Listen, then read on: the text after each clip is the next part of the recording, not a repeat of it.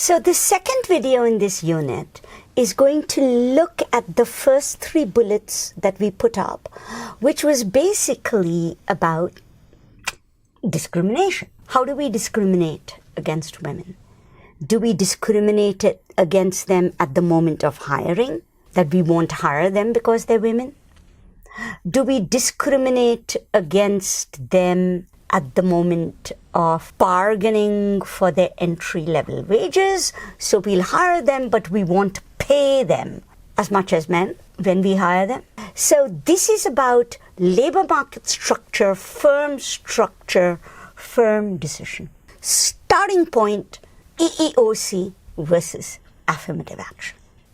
EEOC, equal employment or anti-discrimination law, says something very specific. If there are two people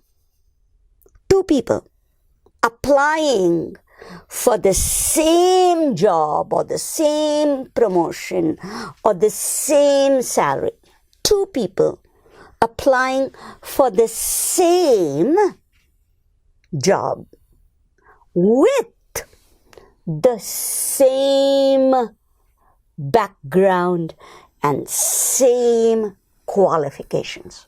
And if you show a pattern of hiring people from only one race or gender compared to the other, when you meet this criteria, then you are shown to be discriminating. So EEOC is very interesting. It requires us to prove, A, men and women are the same. They are similarly qualified. They have demonstrated equal commitment to the job. And you still hire or promote only one than the other. That is EEOC. What's interesting about EEOC is that it's not very good at handling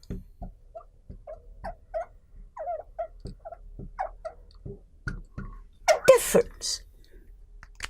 What if I can make a case that men and women are different, they have different skills, different preferences, Becker, different interests? Then you're not in EEOC anymore. That is why the Summers controversy was so important. Because the Summers controversy showed us that men and women met the EEOC criteria, that we were both as good at math. Affirmative action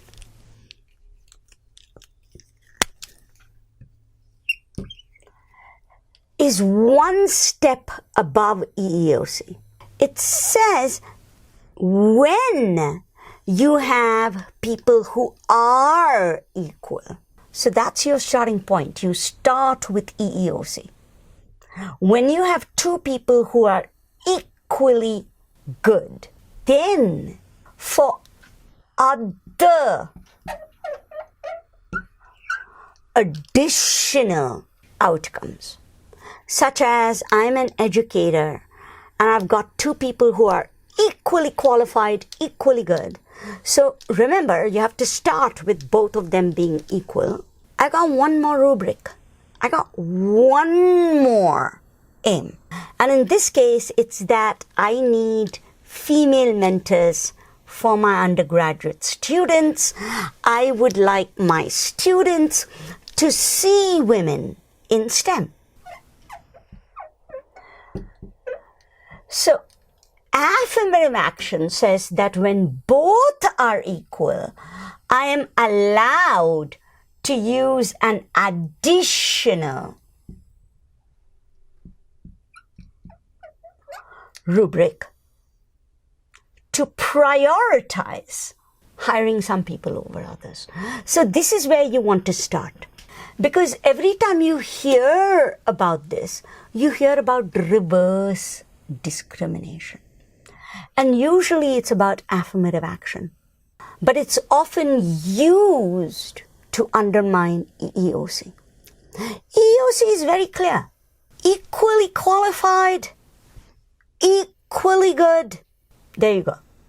And your data has to show me that you're hiring people equivalent to that. Affirmative action adds an additional rubric that says, when I've got people who are equal, and this is where it gets complicated, because what if my aim is maximum level of people managing to complete degrees without a dropout because they feel dinged. DEI, work.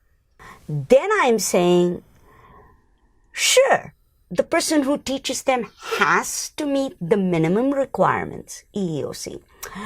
But I am allowed to add another labor market requirement, which would be a rubric such as, do you have the demonstrated capacity to ensure that minorities also graduate from your classes? That when you do hiring, the minorities, the women also flourish in your company. And if someone can show they can make that additional rubric work, that's affirmative action. So right now the law is EEOC is the law of the land. You can't just discriminate against someone who's just as good just because of their race, gender, ethnicity. But we are no longer allowed to say that additional rubrics, such as this will ensure, as an educator, multiple people in my classroom feel welcome. This will ensure we can place students from diverse backgrounds into jobs. Those things are affirmative action. So just remember, EEOC and affirmative action are not just about whom you hire. They're about the rubrics you will use to decide whom to hire. Nobody's arguing, I want to pay all this money to hire a complete wasteful person. I mean, for God's sake, we don't have enough jobs out there for minority people. Why would we waste this money? Spend it on someone who's just like bad at their job. The underlying issue is that additional rubrics are viewed as reverse discrimination.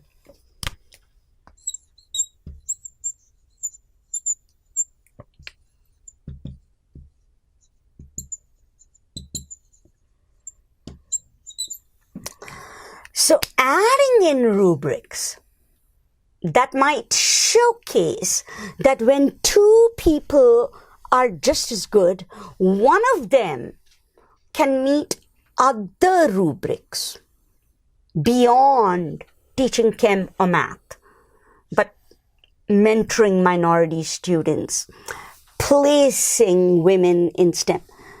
That would be reverse discrimination.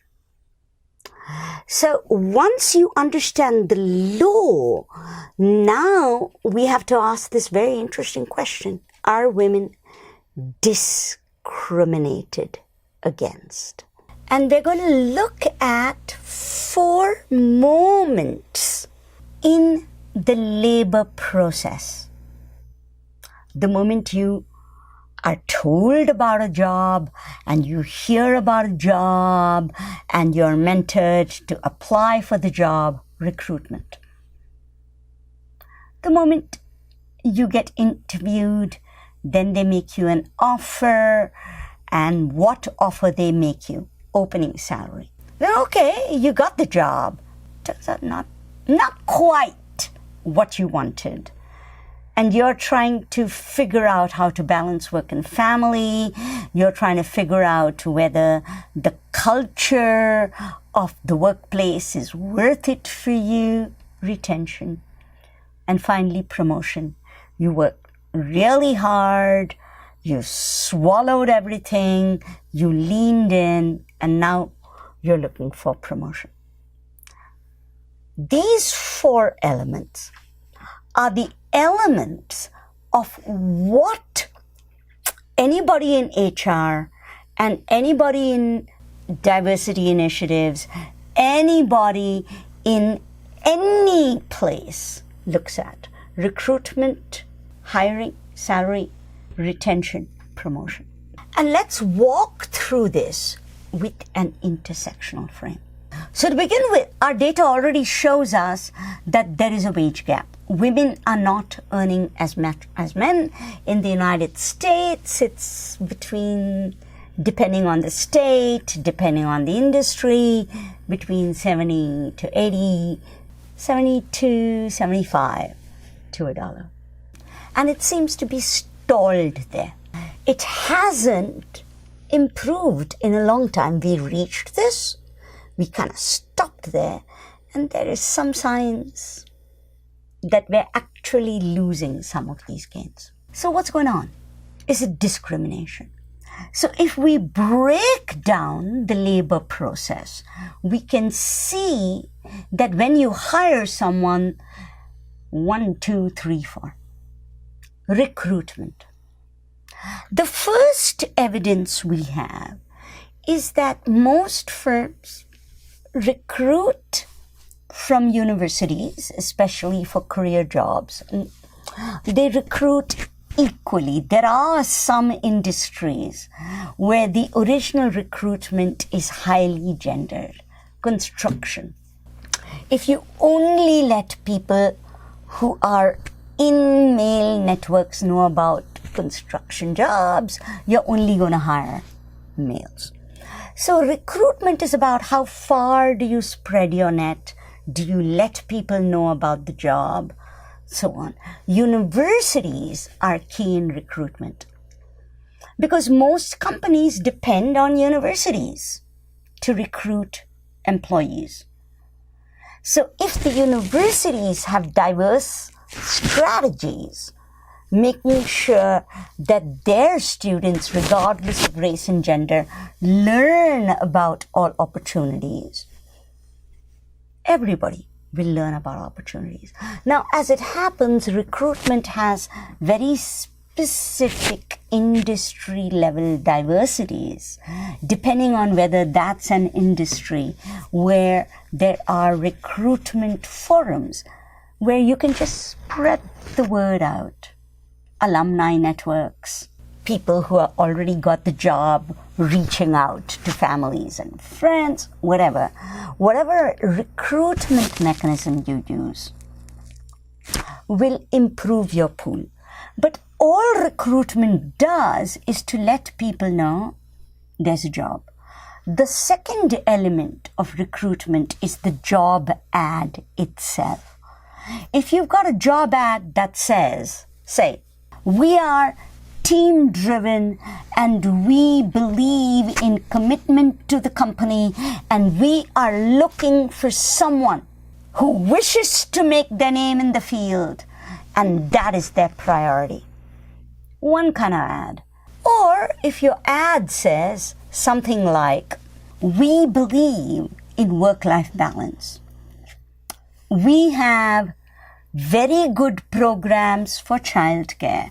We care about the whole life of all our employees.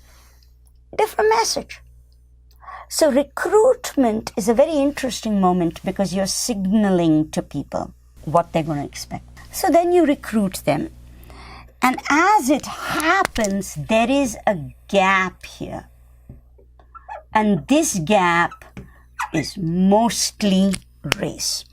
So one of the studies you're going to find is that when you go from recruitment to hiring, before you even come to an opening salary, it may be there's a gap, that you're not hiring people of color, you're not hiring minorities, you're not hiring black people, you're not hiring women. Gap one. Gender in general, that's not where the biggest gap is. Race That is where the biggest gap is, where people apply, but they do not even get called for an interview. So how do you prove you're discriminated against when you weren't even called for an interview and you don't know the pool? So much discrimination around race and ethnicity happens here. And that's one of the studies that you're going to read in this class. But that's not where gender mainly resides. Gender resides here. People are hired, so women are not denied an interview or denied the job. They're interviewed. They're given the job. The main difference is that when they are given an offer, they do not get the same offer as men. Women usually get lower starting salary. And because all your future promotion, salary, cost of living, additional salary, all depends on your opening salary. Women are taught not to bargain for a higher opening salary, which means they start lower. So they're hired, but they start lower. I'll give you an example of this in class. Then retention. Once you hire them, how do you retain them? You can have a culture that's welcoming to women, or the women can face sexual harassment, essentially telling them, you should leave. If you don't want to leave, I'm going to harass you. Women can be given messages such as, oh, you want to take family leave. That means you don't care as much about the company. So it's this space between opening salary and retention where you lose a bunch of people. And then this space from retention to promotion.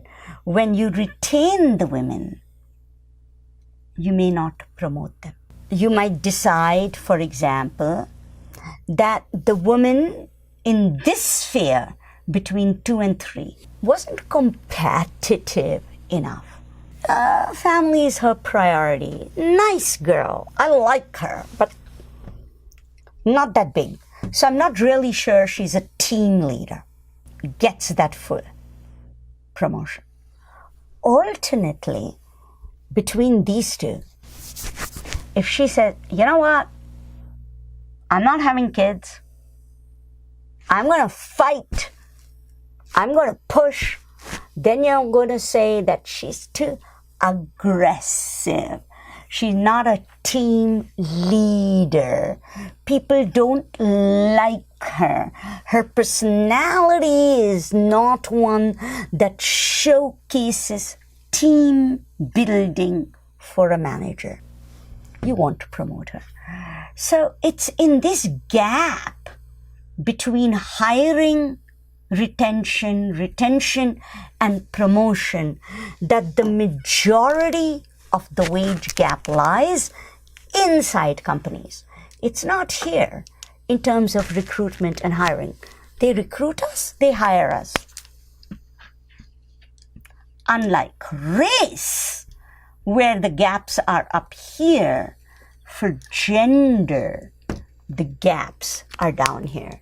So we know first and foremost that one origin of the wage gap is that entry-level women are not paid enough and they don't negotiate. If they do, then they're actually more liable to lose the job, so they don't negotiate.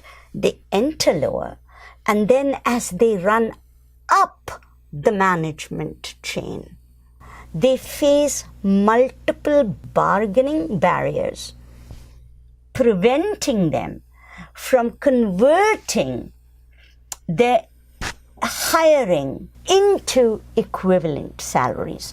So the majority of the wage gap is opening up later in your career. It's not opening up early in your career. For race, it opens up very early in your career. For gender, it's opening up later in your career.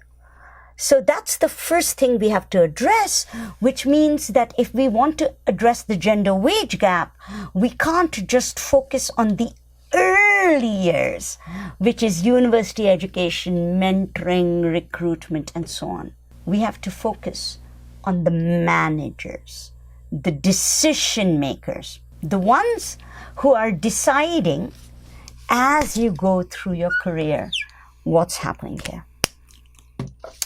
So when you have gender biases beyond the household, even if you have a very supportive family, very supportive spouse, so on, which is at your early years, your gender gap is going to open up in your later years as you look at a career. And that's also when you're making decisions. Comparative advantage. Balancing work and family. I got kids. What do I do? So a much big problem for the gender gap has been addressing management. Not education, not recruitment, but management. What's happening inside the company. And we're going to go further with that in the next video.